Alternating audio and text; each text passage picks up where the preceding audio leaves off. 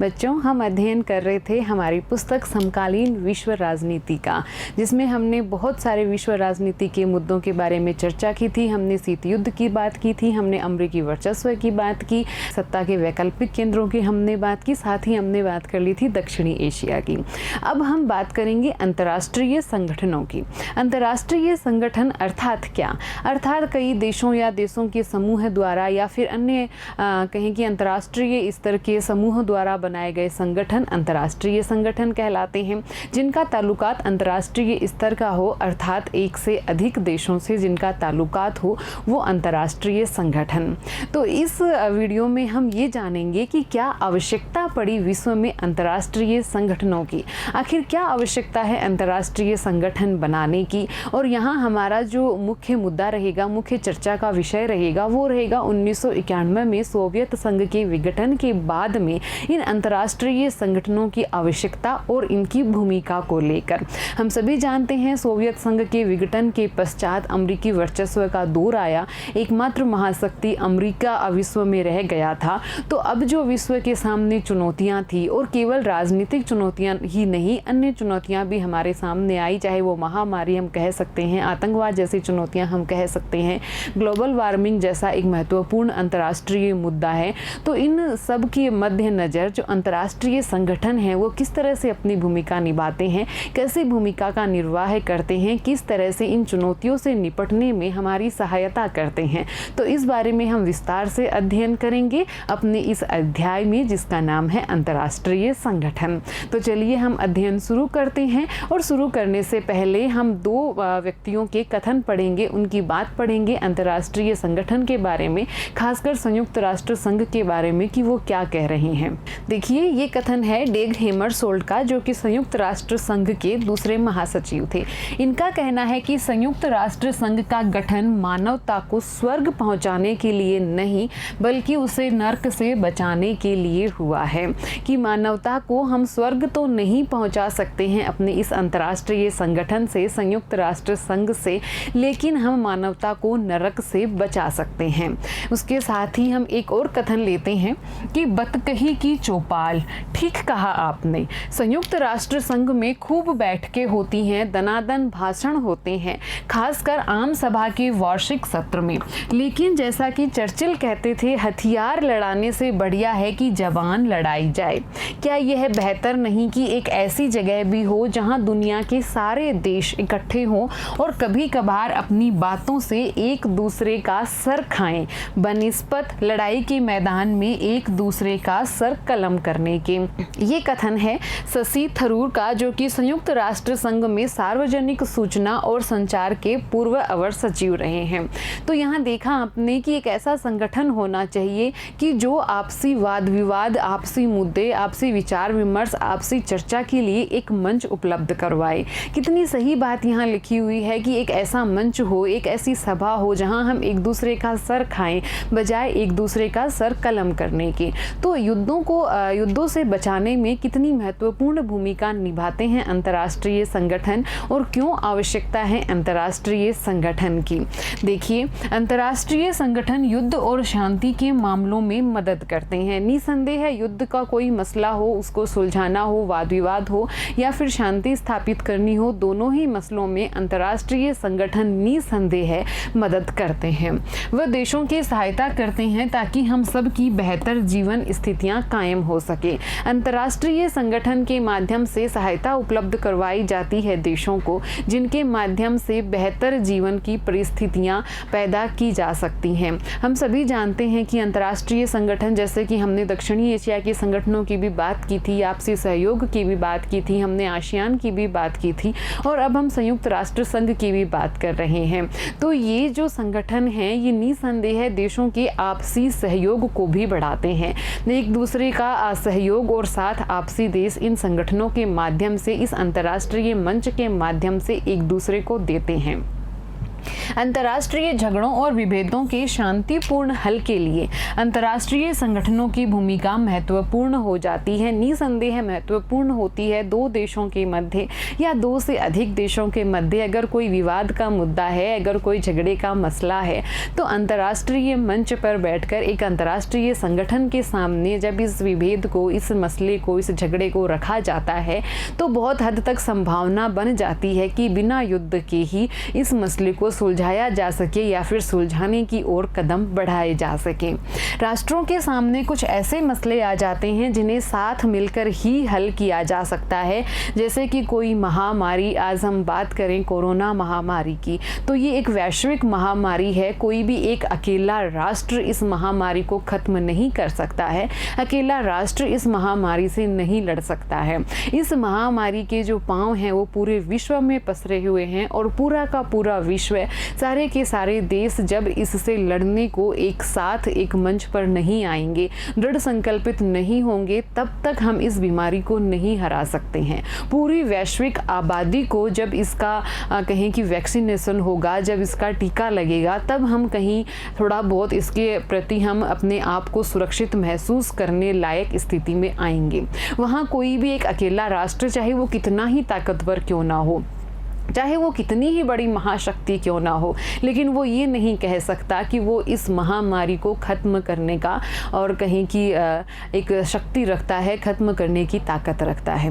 तो कोई वैश्विक महामारी हमारे सामने आ जाए, ग्लोबल वार्मिंग का मुद्दा है, पर्यावरण प्रदूषण का मुद्दा है, तो ये ऐसे बहुत सारे मुद्दे हैं जिनको कोई भी एक अकेला राष्ट्र नहीं संभाल सकता है, अकेला राष्ट्र नहीं ख़त्म कर सकता है। इन मुद्दों को समाप्त करने के लिए, इन चुनौतियों से लड़ने के लिए राष्ट्रों को एक मंच पर आना होता है और वही मंच उपलब्ध करवाते हैं अंतर्राष्ट्रीय संगठन। देखते हैं अंतर्राष्ट्रीय संगठन मददगार होते हैं। हमने जाना कोई वैश्विक महामारी हो, चाहे हम आतंकवाद की बात करें, आज हम कोरोना की ही बात करेंगे महामारी के रूप में, एक बहुत बड़ी महामारी। तो इन सब के से लड़ने में और किस तरह से अंतर्राष्ट्रीय संगठन है वो एक मंच उपलब्ध करवाते हैं राष्ट्रों को एक साथ आने में। सहयोग का क्या तरीका हो कि सहयोग से होने वाले लाभ का न्यायोचित बंटवारा हो और समझौते के नियम व शर्तों की पालना, इन सब में भी अंतर्राष्ट्रीय संगठन सहयोगी होते हैं कि राष्ट्र आपस में सहयोग तो करेंगे एक दूसरे का इन चुनौतियों से लड़ने के लिए, लेकिन सहयोग का तरीका क्या होना चाहिए, किस तरीके से सहयोग होगा और जो लाभ मिलेगा, हम जो चुनौती से लड़ रहे हैं उसके खिलाफ हम जो प्रयास कर रहे हैं, तो होने वाले लाभ का बंटवारा किस तरह से किया जाएगा। तो न्यायोचित बंटवारे के लिए भी अंतर्राष्ट्रीय संगठन है वो एक मंच उपलब्ध करवाते हैं। उस मंच पर बैठकर, उस मंच के माध्यम से सभी देश आपस में इस तरह की नियमाचार बना सकते हैं, इस तरह के नियमों का निर्माण हो सकता है कि इस चुनौती से लड़ने से और जो भी हम कहें कि लाभ प्राप्त कर रहे हैं उसका न्यायोचित बंटवारा है, इस तरह का हम आपस में बातचीत करके ये मुद्दे सुलझाए जा सकते हैं। तो इस तरह से हमने जाना कि क्या अंतर्राष्ट्रीय संगठन है उनकी आवश्यकता है। यहाँ हम बात करेंगे एक महत्वपूर्ण अंतर्राष्ट्रीय संगठन संयुक्त राष्ट्र संघ की, कि संयुक्त राष्ट्र संघ है वो इस आवश्यकता पर कितना खरा उतरा है। संयुक्त राष्ट्र संघ के माध्यम से ये जो हमारी आवश्यकताएं थी एक अंतर्राष्ट्रीय संगठन की, वो किस हद तक पूरी हुई हैं और इस संगठन ने कितनी भूमिका, कैसी भूमिका इस क्षेत्र में निभाई है। तो ये सब हम जाने, इससे पहले हम जानेंगे संयुक्त राष्ट्र संघ की और कहीं की विकास के बारे में कि आज संयुक्त राष्ट्र संघ का जो एक संगठन है वो आज जिस रूप में है, कितने चरणों में, किस तरह से वो आज के इस रूप तक पहुंचा है। चलिए जान लेते हैं। तो देखिए, पहला विश्व युद्ध, पहले विश्व युद्ध के बाद में सबसे पहले अंतर्राष्ट्रीय जगत की या कहें कि विभिन्न देशों ने ये आवश्यकता महसूस की, क्या आवश्यकता महसूस की कि एक अंतर्राष्ट्रीय संगठन हमें बनाना चाहिए कि हम फिर से किसी महायुद्ध की त्रासदी को ना झेलें, हम आपस में बातचीत के द्वारा, आपस में अपने जो भी विचार विमर्श हैं उनके द्वारा आपसी मतभेदों को सुलझा लें और वापस हम महायुद्ध की तरफ ना बढ़ चलें। इसलिए इसलिए एक अंतर्राष्ट्रीय संगठन हमें बनाना चाहिए। हम एक दूसरे की शिकायतें उस मंच पर करें, जो भी हमें एक दूसरे से कहीं की मतभेद हैं उनकी हम खुलकर वहाँ चर्चा करें, बजाय हम पूरे विश्व को युद्ध में झोंक देने के।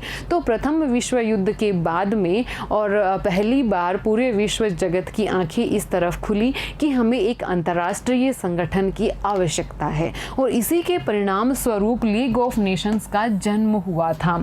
लेकिन ये लीग ऑफ नेशंस था, ये दूसरे विश्व युद्ध को रोकने में नाकाम रहा, असफल रहा, और प्रथम महायुद्ध से भी ज़्यादा त्रासदीपूर्ण रहा था। द्वितीय महायुद्ध, ज़्यादा जनधन की हानि हमें दूसरे महायुद्ध में झेलनी पड़ी थी, और इसीलिए लीग ऑफ नेशंस के उत्तराधिकारी के रूप में ही 1945 में संयुक्त राष्ट्र संघ की स्थापना की गई। उद्देश्य फिर से वही था कि हम फिर से किसी महायुद्ध की त्रासदी को सामना ना करना पड़े, पूरे विश्व को हम युद्ध की विभीषिका से बचाए रखें, और हम शांतिपूर्ण तरीके से हर एक मुद्दे का, हर एक परेशानी का, हर एक विवाद का, हर एक मतभेद का, मसले का हल कर लें, उसका हम एक कहीं की निपटान कर लें बिना किसी युद्ध के। इसीलिए हमने फिर से एक नया संगठन बनाया 1945 में, संयुक्त राष्ट्र संघ। प्रयास यही था कि फिर किसी महायुद्ध की तरफ हम ना चल पड़े, अपितु हम आपसी वाद विवाद के द्वारा, आपसी समझौतों के द्वारा आपसी परेशानियों को, आपसी समस्याओं को सुलझाएं। तो 1945 में जब संयुक्त राष्ट्र संघ की हमने स्थापना की थी, 51 देशों द्वारा इसके घोषणा पत्र पर हस्ताक्षर किए गए थे, अर्थात 51 देशों ने मिलकर संयुक्त राष्ट्र संघ की स्थापना 1945 में की थी। वर्तमान में इसके 193 सदस्य देश हैं, और इसमें लगभग सभी स्वतंत्र देश शामिल हैं। आज पूरे विश्व के लगभग सभी स्वतंत्र देश हैं वो संयुक्त राष्ट्र संघ के सदस्य हैं। सुरक्षा परिषद में 5 स्थायी सदस्य हैं, जो कि हैं अमेरिका, रूस, ब्रिटेन, फ्रांस और चीन, हम सभी जानते हैं। इसके साथ ही सुरक्षा परिषद में 10 अस्थायी सदस्य भी होते हैं। दूसरे महायुद्ध के बाद ये देश सबसे ज़्यादा ताकतवर थे और ये युद्ध के विजेता भी थे, इसलिए ये सुरक्षा परिषद के स्थायी सदस्य के रूप में हमारे सामने आए। उद्देश्य संयुक्त राष्ट्र संघ का उद्देश्य था अंतर्राष्ट्रीय झगड़ों को रोकना, राष्ट्रों के बीच सहयोग की राह को प्रशस्त करना।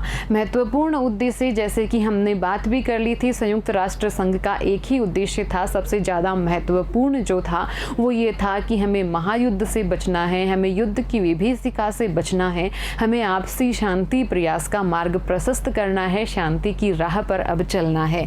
साथ ही उद्देश्य था सामाजिक आर्थिक विकास की संभावनाओं को बढ़ाने के लिए विभिन्न देशों को एक साथ मिलकर आना है, विभिन्न देशों को एक मंच पर आना है। संयुक्त राष्ट्र संघ की अब हम संरचना की अगर बात करें तो इसका मुख्य अंग सुरक्षा परिषद है, जिसमें 15 सदस्य हैं, 5 स्थायी सदस्य जिन्हें वीटो का अधिकार प्राप्त है, और साथ ही 10 अस्थायी सदस्य हैं जिनका चयन आम सभा द्वारा 2 वर्षों के लिए किया जाता है। आम सभा संयुक्त राष्ट्र संघ का एक और महत्वपूर्ण अंग, जिसमें कि सभी देशों के जो भी संयुक्त राष्ट्र संघ के सदस्य देश हैं उनके प्रतिनिधि हैं, और साथ ही एक ही राष्ट्र के सभी राष्ट्रों के एक समान मत हैं। यहाँ पर प्रत्येक राष्ट्र को एक वोट, एक मत यहाँ पर प्राप्त होता है आम सभा के अंतर्गत। प्रमुख निर्णयों के लिए यहाँ पर 2/3 बहुमत की आवश्यकता होती है, जबकि सामान्य निर्णयों के लिए यहाँ सामान्य बहुमत की आवश्यकता होती है। साथ ही इससे हम अगर सहायक निकाय की बात करें तो यहाँ पर सहायक निकाय समितियां हैं, तदर्थ न्यायालय हैं, अन्य इकाइयां हैं, इनके साथ मानवाधिकार उच्चायोग का कार्यालय है, संयुक्त राष्ट्र विश्वविद्यालय है, एड्स कार्यक्रम है। फिर इसका एक और अंग की हम बात करें वो है आर्थिक और सामाजिक परिषद। सदस्य देशों का चुनाव है वो आम सभा द्वारा 3 वर्षों के लिए किया जाता है, और इसमें 54 सदस्य देश हैं। साथ ही एक और अंग संयुक्त राष्ट्र संघ का वो है अंतर्राष्ट्रीय न्यायालय। इसमें 15 न्यायाधीश हैं, 9 वर्ष का इनका कार्यकाल होता है, और अंतर्राष्ट्रीय न्यायालय का जो मुख्यालय है वो हेग में स्थित है।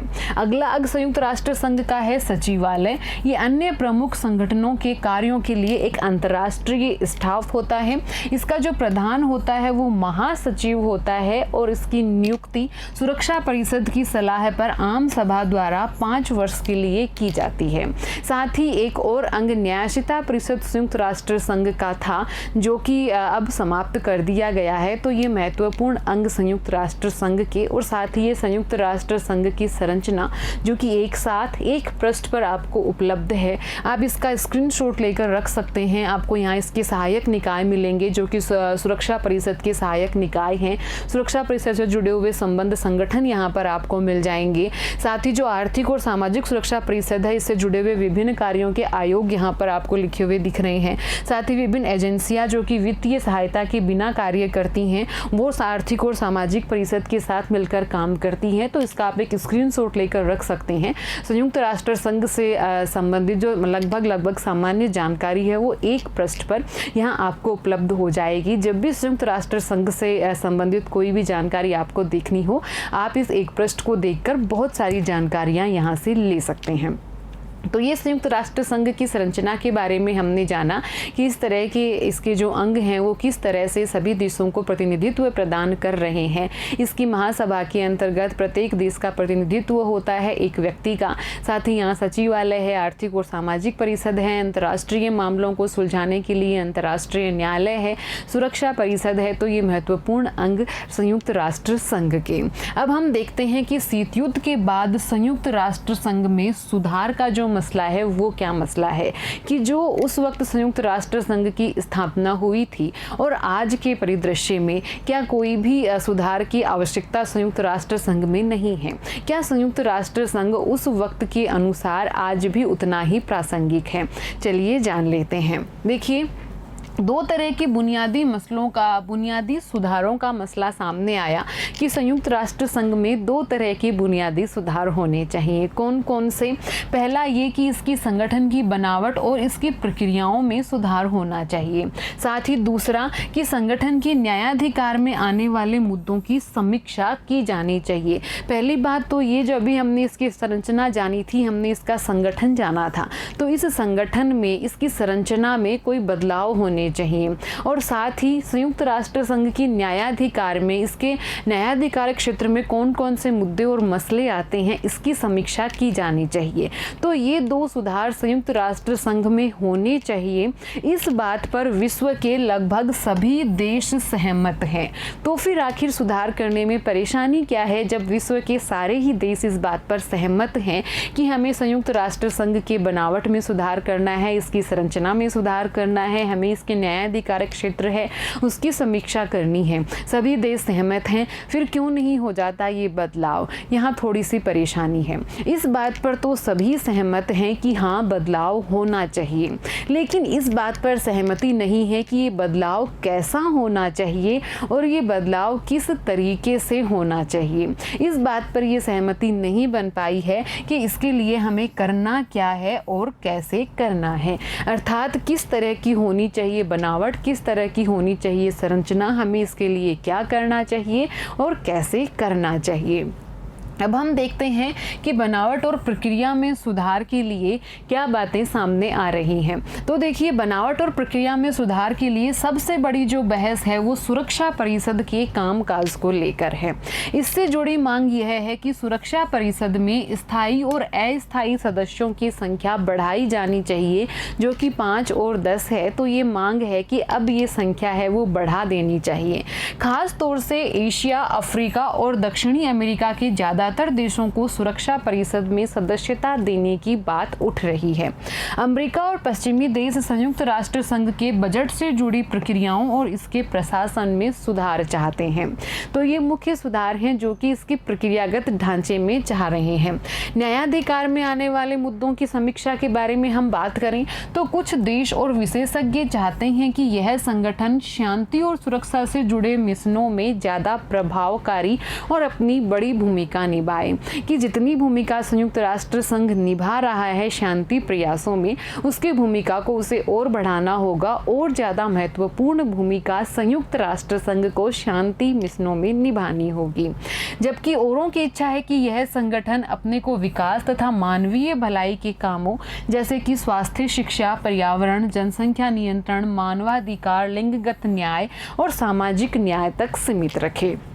कुछ का ये मानना है कि ये जो शांति मिशन है उसके अंदर अपनी महत्वपूर्ण भूमिका निभाए, जबकि कुछ का ये मानना है कि जो मानवीय भलाई के मुद्दे हैं उस पर ये संगठन है वो अपनी ज़्यादा महत्वपूर्ण भूमिका निभाए, या फिर कहें कि संपूर्ण भूमिका वहीं तक ही सीमित रखे।